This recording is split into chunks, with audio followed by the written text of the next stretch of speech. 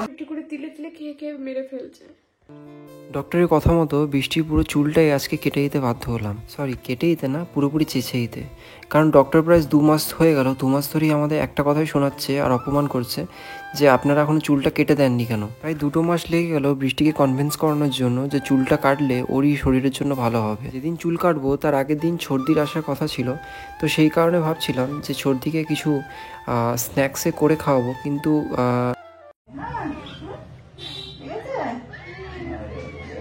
এটা হামি দিদা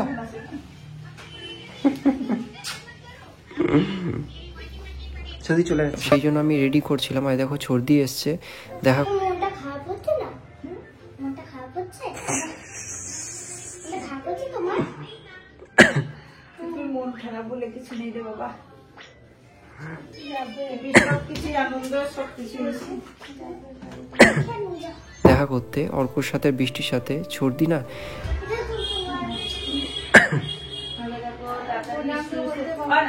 একদম না, একদম না।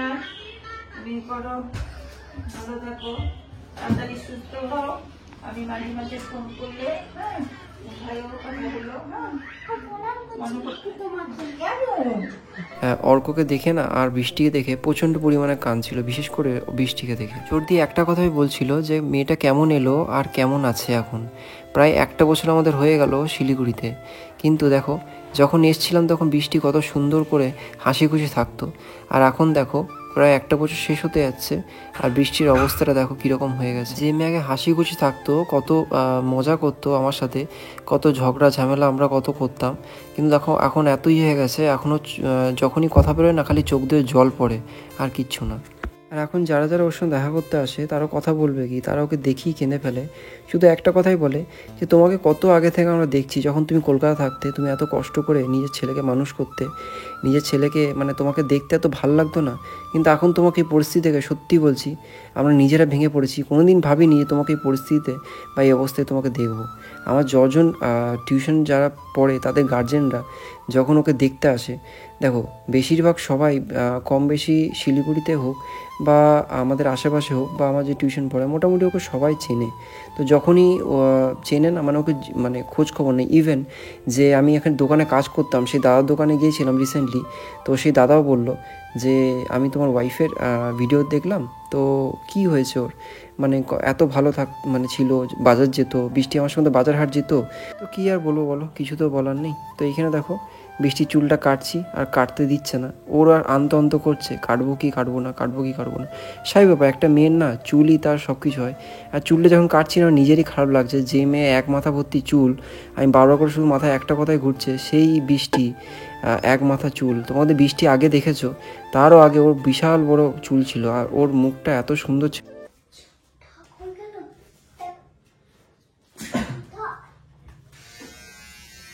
না এখন তো দেখছো চোখটাও ঢুকে গেছে চিন্তায়, ওর এখন শরীরটা অনেকটাই ভেঙে গেছে। মানে বৃষ্টিকে দেখো নি যে বৃষ্টি কীরকম ছিল আগে। তো এখানে দেখো বৃষ্টি কেঁদে দিয়েছিল, মুখটা ভালো করে লক্ষ্য করবে, মাথা নিচু করেই ছিল। আর ওইদিকে অর্ক কাঁদছে বিছানায় বসে। ওকে বললাম চুপটি করে বিছানায় বস, নাহলে মায়ের মাথাটা কাটা যাবে। দেখো আমি ভেবেছিলাম ওকে বাইরে নিয়ে গিয়ে কাটাবো, কিন্তু এই অবস্থায় কেউ ওকে কাটবে, মানে বাড়িতে এসে কেটে দেবে, বাইরে ওকে কাটাতে নিয়ে যাবো, ও সেটাও করবে না, কারণ ওর একটা কি বলে লজ্জা ব্যাপার আছে সেই কারণের জন্য। তো সেই কারণে আমি কেটে দিচ্ছিলাম আস্তে আস্তে করে, আর ওখানে নিচে টপটপ করে কাঁদছিল আর চোখের জল পড়ছিল। দেখো এত চুল পড়েছে, তাও চুলটা এত ঘন না, মানে তোমরা দেখতেই পাচ্ছ কতটা চুল বেরিয়েছে, কতটা চুল উঠে যাওয়ার পরও। এখানে অনেকজন হয়তো বলতে পারো যে কেন দেখাচ্ছ চুল কাটছো, আবার বউকে বিছে বিছে খাচ্ছ, বউকে তো পুরো মনে হয় শেষই করে দেবে তোমরা এমনি করতে করতে। কিন্তু ব্যাপারটা দেখো, যেহেতু চ্যানেলটা বৃষ্টির, আমার না চ্যানেলটা, আবার তোমাদের সেটাই বলছি, সুতরাং বৃষ্টির যাই হচ্ছে লাইফে সেটাই তোমাদেরকে তুলে ধরার পুরোপুরি চেষ্টা করছি। এবং বৃষ্টি দেখো এইখানে ও কানছে, ও কানটা ওখানে লেগে গেছিলো একটু, অ্যাকচুয়ালি আমি বুঝতে পারিনি যে ওর কানটা লেগে গেছে ওখানটা। তো চুলটা ভালো করেই ওকে আস্তে আস্তে করে কেটে দিচ্ছিলাম। আর দেখো ক্লিন শেভ করার পর না আমি দেখছি যে চাপ চাপ সাদা সাদা যে খুশকি ড্যান্ড্রফ ইয়ে আছে না, ওগুলো জমে গেছে। তো সেটার জন্য অনেক অসুবিধা হচ্ছিলো। চুলটা কাটার সময় বুঝতে পারলাম ডক্টর কেন বলেছে যে চুলটা কেটে দিতে, কারণ যখন আমি শেভ করছিলাম না কিছু কিছু জায়গা না গর্ত হয়ে গেছে, ছোটো ছোটো গর্ত হয়ে গেছে, যেখানে লোহার রড দিয়ে মারলে যেটা হয় স্বাভাবিক ব্যাপার, একটা লোহার রড দিয়ে জোরে দিয়ে কোনো জায়গায় আঘাত মারা হয় সেই জায়গাটা কীরকম গর্ত হয়ে যায়, তো সেরকম টাইপের মাথার পিছনটা এবং মাথার সাইডটা করে দেখলাম গর্ত হয়ে গেছে, চ্যাপটা হয়ে গেছে। তোমরা বুঝতেই পারবে। দেখো আমি এত সামনে নিয়ে গিয়ে দেখাইনি, কারণ ও একটা লজ্জা ফেস করছিল। ও যখন একটু লজ্জাটা কেটে যাবে তোমাদের সামনে নিয়ে দেখাবো ক্যামেরাটা যে ও কীরকমভাবে কোন কোন জায়গাগুলো গর্ত আছে। আমরা বলি না যে গর্ত আছে, অনেকভাবে মিথ্যা কথা বলছি, তো সেই জিনিসগুলো দেখালে তোমরা বুঝতে পারবে। চুলটা কাটার পর দেখো বৃষ্টি শুয়ে পড়েছে, এই যে ঘুমাচ্ছে, এই যে শুয়ে পড়েছে ঘুমাচ্ছে। আর এই এখনও ঘুমা নেই, সারাটা দুপুর শুধু ফোন কেটে যাচ্ছে। আর এখানে বৃষ্টি ঘুমিয়ে পড়েছে, একটু কাঁদছিল, কাঁদতে কাঁদতে শুয়ে পড়েছে। ঘুমিয়ে যাও, রেস্ট নাও। কিছু করার নেই, চুলটা যখন কাটতেই হতো ওই জন্য কেটে দিলাম। এমনিতে অনেক দেরি হয়ে গেছে, অনেক ধরনের প্রবলেম দেখা দিচ্ছিল। ইঞ্জেকশনগুলো তখন দিচ্ছিল, তখন প্রচণ্ড পরিমাণে কষ্ট পাচ্ছিল। তারপর দিয়ে যখন চুল কাটছি তখন দেখছি মাথায় ঘা টাইপের হয়ে গেছে। ঘা বলতে ফোড়া যেরকম হয় না, মানে জমে যায় সেরকম হয়ে যাচ্ছে। আর প্রবলেম হচ্ছিল, সেই কারণে কেটে দিলাম। অনেকে দেখলাম বলছো, অনেকে না কয়েকজন বলছো যে ঢং করার জন্য চুলটা আগে পাশে এডিট করে একটু করে বাদ দিয়ে দিচ্ছ। তো যদি সেটাই হতো তাহলে একটা মেয়ে তার চুলটাই, তার সৌন্দর্যটাই সব, সে চুলটা ফট করে বিনা কোনো কারণে কাটবে না। তো যাই হোক, ঘুমাচ্ছে, ঘুমাক উঠুক, তবে তোমার সঙ্গে কথা বলা পড়াবো। এখন একটু রেস্ট নিক, এখন ওঠাবো না। আরও জ্বালা যন্ত্রণা দেখবে, সারাটা রাত মানে ও ঘুমাতে পারে না, সারাটা রাত ওর কষ্ট হয়।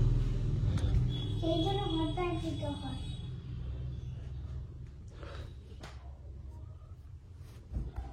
এই যে সারাটা রাত হট ব্যাগ নিয়েও মানে শুয়ে থাকে, এত গা হাতে ব্যথা করে। তোর এখন ঘুম নেই না, পিকটু নিয়ে দেবো, ঘুমা। তো সারাটা রাত এরকমভাবে কষ্ট পায়, গোটা হাত পা ব্যথা করে, ওকে টিপে দিতে হয়, না হলে একটু তেল দিয়ে মাসাজ করে দিতে হয়। আগে একটা জিনিস দেখতাম, ও সর্ষে তেল শ্যুট করতো না, মানে সর্ষে তেল সত্যি ওর শরীরে শ্যুট করে না। এখন দেখছি ও সর্ষে তেল মাখে, মানে বলে না যখন খারাপ সময় আছে তখন যে জিনিসটা মানে হয় না, সেই জিনিসটা শ্যুট করে দেয়। অর্কর বলো বৃষ্টির, ওদের সর্ষে তেল একদম শ্যুট করে না, একদম শ্যুট করে না। তাও দেখছি এখন বৃষ্টির সর্ষের তেলটা দেখছি এখন শ্যুট করে যাচ্ছে।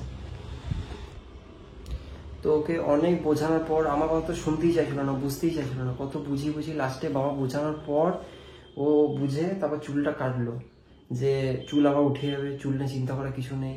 মানে ওর প্রবলেম হচ্ছিল মাথায় না, দেখবে যে জায়গাটা চেঁচে পেঁচে আর বেরিয়ে গেছিলো, সেই জায়গাটা ঘা টাইপের হয়ে গেছে, চাপ সাদা পুরো ঘা টাইপের হয়ে গেছে। ওটা কাটতেই হতো, কিছু করার নেই। কারণ যদি না কাটা হতো না, সেটা পরবর্তীকালে মানে বড় ফোড়া বা ওইটাতে ইনফেকশন হয়ে যাওয়ার চান্স আছে। ওই জন্যই পুরোটা ক্লিয়ার আপ করে মানে পুরোটা পরিষ্কার করে দিলাম, যাতে ওর ফ্রি থাকে মাথাটা।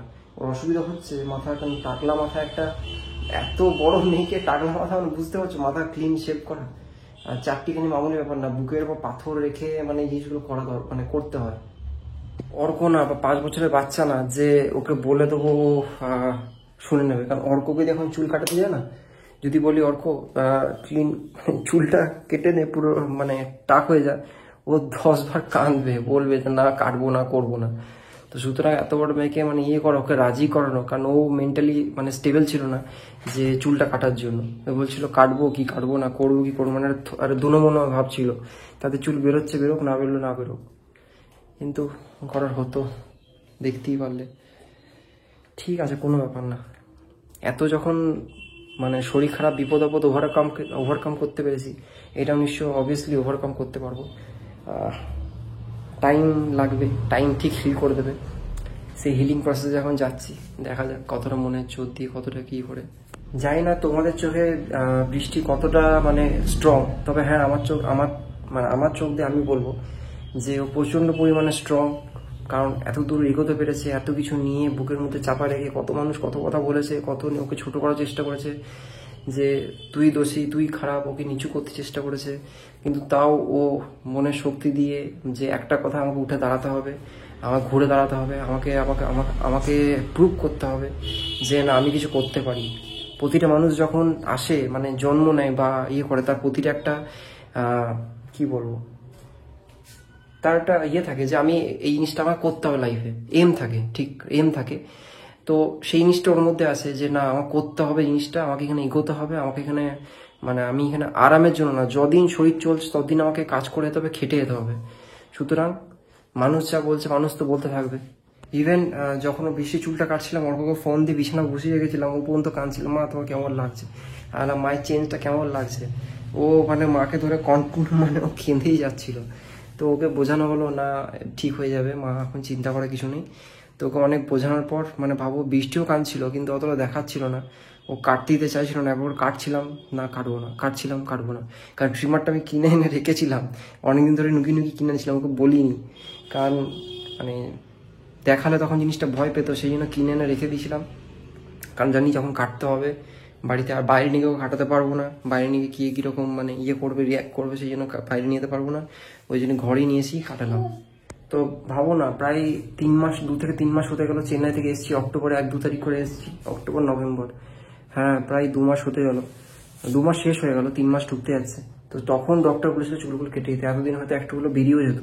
তো তখন তোকে কনভিন্স করছি, সবাই মিলে কনভিন্স করানোর চেষ্টা করে চুলটা কেটে দিতে, বাট ও শুনছিল না। ও সাই ব্যাপার, আমাকে দিকে বলে চুলটা কাটতে, আমি এখন মানবো কি? আমি এখন 10 বার ভাববো, যতই আমার টাক হয়ে যায়, যতই হয়ে যায়, সেটা ক্লিন সেভ করার জন্য আমাকে 10 বার ভাবতে হবে, না করবো করবো করবো করবো না। তো সুতরাং একটা মেয়ে ছিল এত বড় ডিসিশন নেওয়া একটা প্রচণ্ড পরিমাণ টাফ। যারা মেয়ে ছেলে যারা আছেন মানে ফিমেল যারা আছেন তারা ভালো করে জিনিসটা জানেন। তো সুতরাং একটা বড় ডিসিশনের অপেক্ষা।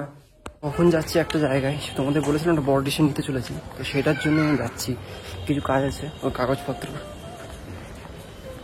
সেই কাগজপত্র কাজগুলো করতেই এখন যাচ্ছি এই রাস্তাতে এখন। তো বৃষ্টি কিনে আমাকে বেরিয়ে যেতে হবে খুব শীঘ্রই, বিনা টাইম ওয়েস্ট না করে। তো এখানে আমি যাচ্ছিলাম, এটা হচ্ছে এয়ারভিউ মোড়, এই দিক দিয়ে যাচ্ছিলাম টিকিটটা কাটতে আমি।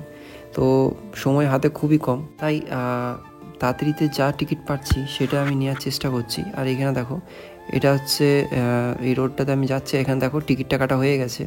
তো ঘরে চলে এসেছি, ঘরে এসে দুধ গরম করছি, দুধ গরম করে বৃষ্টিকে অর্ককে দেবো। কারণ এই দুবেলা করে আমি দুধ গরম করে ওদের দিই, বেশি করে বৃষ্টির জন্য, কারণ বৃষ্টির মুখে প্রচণ্ড পরিমাণে ঘা হয়ে গেছে, ডক্টর ওকে একটু দুধ খেতে বলেছে। আর এখানে দেখো এই পেঁয়াজগুলো কেটে দিচ্ছি, কারণ কি ভাবলাম সন্ধেবেলায় একটু পেঁয়াজি করলে বেশ মন্দ না, কিন্তু বৃষ্টি তো খেতে পারবে না, আমি আর আমার জন্য অর্কর জন্য করে দিচ্ছিলাম। ওখান থেকে দেবো একটা, এমন না যে দেবো না, একটা ওকে দেবো মুখ ছাড়ানোর জন্য, কারণ সবসময় ও যে খাবারগুলো খাচ্ছে সেগুলোর ভালো লাগবে না। আর সত্যি কথা বলতে কি জানো তো, আমি ওকে ভালো মন্দ মুখের সামনে এনে দিল না, খেতে চাইছে না। মাছ মাংস আগে মানে ওর মাছটা এতটাই প্রিয়, ও সেটার ওপরও ঘৃণা ধরে গেছে, মানে ও খেতে চাইছে না। ও বলছে যে এত আমি খেতে ভালোবাসি, কিন্তু মুখের সামনে কিছু খাবার দিলে না আমার খেতে ইচ্ছা করছে না, কেমন যেন করছে। এই জিনিসটা কেন হচ্ছে জানো তো, এই যে এত ওষুধগুলো খাচ্ছে না, ওষুধগুলো খাওয়ার সঙ্গে সঙ্গে ওর যে মুখে যে ফ্লেভার, মানে খাওয়ার যে মানে যে খিদে প্লাস যে মুখের টেস্ট, সবই ও ধীরে ধীরে চলে যাচ্ছে। ওর খেতে একদমই চাইছে না, মানে জোর করে ওকে খাওয়াচ্ছি। আগে তো খাইয়ে দিতাম মাঝে মাঝে, এখনও খাইয়ে দিই, কিন্তু এখন ওকে বলি যে নিজেই খেতে। তো চুল কেটে দেওয়ার পর থেকে বৃষ্টির মুখটা একদম মন মেজাজ একদম ভালো নেই, কান্নাকাটি হচ্ছে বিকাল থেকে। অনেক বোঝালাম বাট বুঝছে না, বাবার সাথে কথা বললো, তখন ভিডিও কলে ভেবেছিলাম তোমাদেরকে দেখাবো, কিন্তু ভিডিও করতে পারিনি, কারণ কি কান ছিল তখন, আর দেখতেও ভালো লাগছিল না, একটা মানে কীরকম টাইপের লাগছিল, করবো করবো না, করবো কি করবো না। আর প্লিজ এখন ওকে মানে কেউ বলো না ভিডিও দেখে যে মাথায় ঢাকা দিয়ে আসতে, মাথায় এখন ঢাকা দিতে পারবে না, কারণ কি প্রচণ্ড পরিমাণে ওর স্কিনে যে বললাম র্যাশেস টাইপে মাথায় বেরিয়ে গেছে। তো সেগুলোর সমস্যার জন্য ও এখন মানে ঢাকাতে আসতে হবে না, আসতে গেলে ওকে ক্যামেরার সামনে আসতে হলে ওকে যেরকম মানে ব্লন্ড অবস্থায় ওকে আসতে হবে।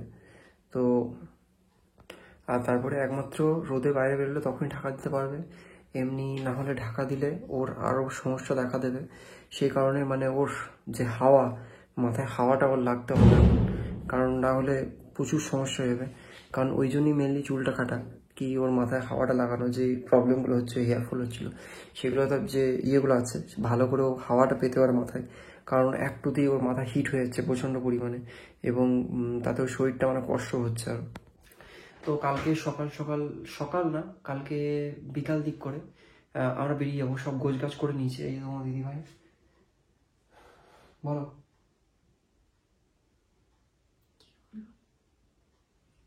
কাল যাবো, সবকিছু গোছগাছ হয়ে গেছে। চিন্তা হচ্ছে তোমার? চিন্তা হচ্ছে?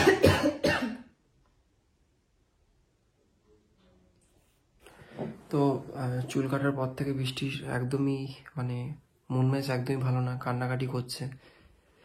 অনেকবার বোঝানো হয়েছে তাও বুঝছে না, বাবা ফোন করে বুঝিয়েছে ভিডিও কলে যে দেখতে ভালো লাগছে বলেছে, ভাবলাম ওই মোমেন্টটা ক্যাপচার করে তোমার দেখাবো, কিন্তু আর দেখালাম না। তখন প্রচণ্ড পরিমাণে ও কাঁদছিল, তখন ওর ভাল লাগছিল না। তো তবে হ্যাঁ, চুলটা কাটার পর একটা জিনিস কি হয়েছে, মাথাটা অনেকটা হালকা হয়ে গেছে ওর। যে মাথায় চুল থাকলে কি একটা বোঝ লাগে, একটা বোঝ যে মাথায় চাপ থাকে, সেই জিনিসটা ওর নেই। অনেকটা এখন হালকা লাইট ফিল করবে। মশায় ভর্তি। তো যে কারণে ডক্টর ওই জন্যই বলেছিল চুলটা কেটে দিতে, কারণ যেহেতু চুলটা একটু একটু করে ছেড়ে ছেড়ে আসছিল। তো সবাই বলছে চুলটা কেটে দিতে, অনেকদিন ধরে ডাক্তারও বলেছিল, তারপরে এরা সব বলছিল যে চুলটা কেটে দিতে। তো কী করবো, কেটে দিতে হলো। ইচ্ছা না থাকলেও কেটে দিতে হলো। আর এমন একটা পরিস্থিতি যে কোনো রকম ঢাকাও নিতে পারবো না, কিছু না, মাথাটা যে গাঢ় করে রাখবো সেটাও পারবো না। তো কি বলবো, আর ভিডিও সামনে যদি আসতে হয় এভাবে আসতে হবে। তাই খারাপ লাগুক, লজ্জা লাগুক, যাই লাগুক, এভাবে আসতে হবে, কিছু করার নেই। স্বাভাবিক, সব মেয়েদেরই একটা লজ্জা লাগে চুল মাথায় না থাকলে। এই অবস্থায় আসতে সবারই লজ্জা লাগে, সবার একটা খারাপ লাগে। তো আমারও হবে একটু প্রথম প্রথম হয়তো, তারপর হয়তো আস্তে আস্তে আবার ঠিক হয়ে যাবে। কিন্তু ওই সবার থেকে বেশি বলে না মনের জোর, ওই বাবা দিল, বাবা বললো যে না ঠিক লাগছে। ঠিক কি লাগছে, ওদেরও খারাপ লাগছে আমাকে এই অবস্থায় দেখতে। তো ও মনের জোর দিয়ে বলছে ঠিক লাগছে। যখন ওরা বলছে ঠিক লাগছে, তাহলে ওরা যখন এতটা মনের জোর রাখতে পারছে, তখন আমাকেও রাখতে হবে, কিছু করার নেই। আমার ছেলেও বলছে ঠিক লাগছে, এই লাগছে। তো রাখছি মনের জোর, দেখা যাক কতদূর কি হয়, শেষ পর্যন্ত কোথায় গিয়ে দাঁড়ায় সেটাও দেখতে চাই। আর পরশু দিনকে বেরিয়ে যাব আমরা। কালকে সারাদিন ভীষণ ঝড়ঝাপটার মধ্যে দিয়ে যাবে, মানে প্যাকিং ট্যাকিং সব আছে। তো তো কাল পরশু দিনকে আমরা বেরিয়ে যাবো, ট্রলি ফলি এগুলো সব গোছাতে হবে। ট্রিটমেন্ট এবার ওখান থেকেই হবে ট্রিটমেন্টটা, দেখা যাক কতটা কি ঠিক হয় বা কতটা কি হয়। তবে মাথার চুলটা কেটে দিয়ে একটু রিলিফ আছে। তবে র্যাশ বেরিয়ে গেছে তো মাথাটার মধ্যে, একটু চুলকাচ্ছে মাথাটা, এই আর কি, মাথাটা চুলকাচ্ছে। তারপরে একটু প্রবলেম হচ্ছে, মাথাটা ব্যথা কোথায় করছে সেটা বুঝতে পারছি। মাথাটা অনেকটা হালকা লাগছে, সব থেকে বড় কথা অনেকটা হালকা লাগছে। যাই হোক, এভাবেই দেখো, কিছু করার নেই। একভাবে দেখে এসছো, এখন এভাবে দেখো, খারাপ ভালো যা লাগবে কিছু করার নেই, এভাবে দেখতে হবে।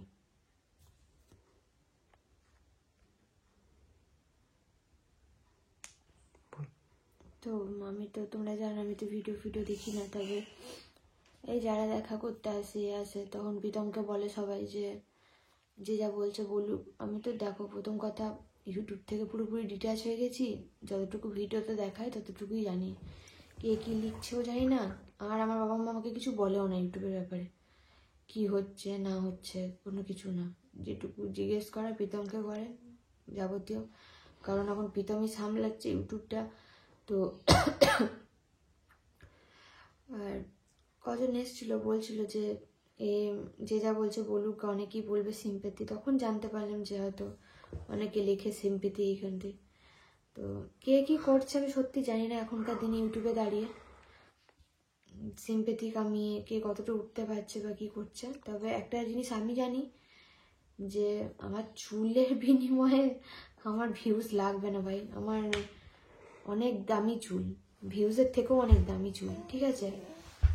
ভিউজ আমার হয়তো আজ আসবে কাল আসবে চুলটা ইয়ে করে, কিন্তু আমার চুলটা ফিরে চলে আসবে না হুট করে। তো আমার উপর দিয়ে কী যাচ্ছে সেটা একমাত্র আমি জানি। আর কি বলবো বলো, আর কিছু বলার নেই। আর ভিউজ যদি বলো তাহলে বলবো আমার ইউটিউব করার দরকার নেই, শুধুমাত্র হ্যাঁ ইউটিউব করার একটাই দরকার, সেটা এই মুহূর্তে কত সাবস্ক্রাইবার হলো, কত কি হলো। হয়তো আমার কাছে এটা বড় অ্যাচিভমেন্ট যে এই যে 1 লাখের গড়ে গেছে। কোনোদিন ভাবিনি তো 1 লাখ হবে।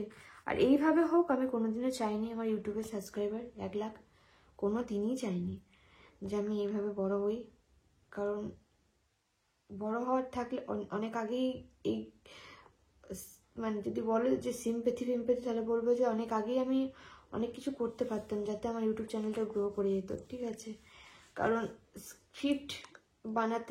স্ক্রিপ্ট যেটাকে বলো তোমরা, স্ক্রিপ্ট বানাতে হয়তো বেশি সময় লাগে না, তবে কি বলো তো অত সাহস নেই যে কোনো কিছু নিয়ে স্ক্রিপ্ট বানাবো। তার থেকে বড় কথা হচ্ছে আমি আর প্রীতম একা নয়, আমাদের সাথে আমাদের ফ্যামিলি মেম্বাররা অ্যাড আছে। তো প্রতিনিয়ত তাদেরকে টেনশন দিয়ে প্রতি মুহূর্তে ফেলে রেখে দরকার নেই। কারণ আমার বাবা গেছিল চেন্নাই আমার সাথে, শুনেছে ডক্টর কি বলেছে কি হতে পারে না ওরে। তো সেই মানুষটা কত শক্ত হয়ে, মানে যে মানুষটা আমার চুল এত ভালোবাসে, কোনো দিন আমাকে চুল 1 ইঞ্চি কাটতে দিত না, সেই মানুষটা বলছে ডাক্তার শুনে আমার ওইভাবে দেখে পর্যন্ত বলছে যে না চুলটা কেটে দিতে। তো সেখানে চুল কেটে দিয়েছি, কতটা মনে শক্ত করেছে সেই মানুষটা যে তার মেয়েকে এই অবস্থায় দেখতে হবে। তোমরা ছাড়ো, বাদ দাও তোমরা, আমি ফ্যামিলি বলি ঠিক কথা, কিন্তু একটা কথা জানবে যে হয়তো তোমাদের কষ্ট হয়, কিন্তু একটা কথা জানবে কি বাবা মায়ের মতো কি কেউ হয় বাবা মায়ের মতো? তো আমার পরিবারের যে কষ্টটা হচ্ছে সেই কষ্টটা কি তোমরা সত্যি নিতে পারবে? সেটাই আমি শুধু জিজ্ঞেস করছি। তো ওরা সেই কষ্টটাকে চেপে রেখেছে, আমার মুখের সামনে হাসছে, দেখাচ্ছে না ঠিক লাগছে ভালো লাগছে, কিন্তু আমি তো বুঝতে পারছি কি হচ্ছে না হচ্ছে। তো যাই হোক, যারা বলছো বলো, কি বলবো বলো, কিছু বলার নেই। তো আমাকে আজকে এসছিল তো আমি ওটার থেকে জানতে পারলাম যে অনেকে লিখছো যে সিম্পেতে, আমাকে তো বলছিল না, প্রীতমকে বলছিল যে যা লিখছে লিখুক, তোমরা অত পাত্তা দিও না খারাপ লোকেদের কথা, হ্যান ত্যান বলছিল। তখন আমি বুঝতে পারলাম যে হয়তো এরকম ধরনের কিছু লেখে। তো পরে প্রীতমকে জিজ্ঞেস করলাম, প্রীতম বললো ওই 2-4 জন লেখে যে সিম্পেথি হ্যান ত্যান, ওইগুলো নিয়ে অত ইয়ে করার দরকার নেই। তবে আমার এত খারাপ সময় আসেনি যে সিম্প্যাথিক আমি ইউটিউবটাকে গ্রো করাতে হবে, ঠিক আছে? যেটা হচ্ছে সেটাই দেখানো হচ্ছে।